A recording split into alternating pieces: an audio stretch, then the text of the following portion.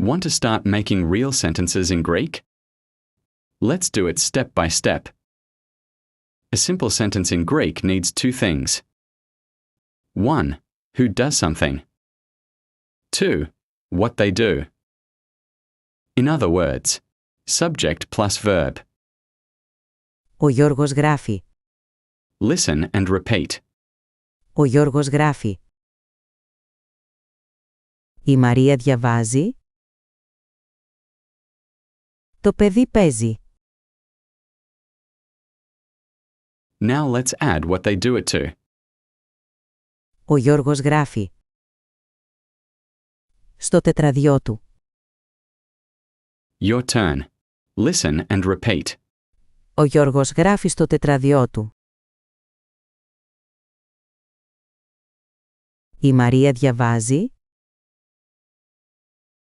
Το βιβλίο της. Η Μαρία διαβάζει το βιβλίο της. Το παιδί παίζει. Με την μπάλα του. Το παιδί παίζει με την μπάλα του. So, now we have who plus action plus what. To make it negative, use Δεν. Ο Γιώργος δεν γράφει. Η Μαρία δεν διαβάζει. Το παιδί δεν παίζει. Now, let's ask a question. Verb plus subject. Γράφει ο Γιώργος. Ναι, γράφει.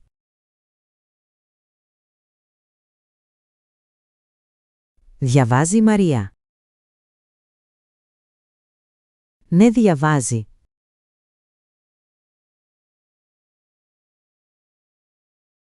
Παίζει το παιδί? Όχι, δεν παίζει.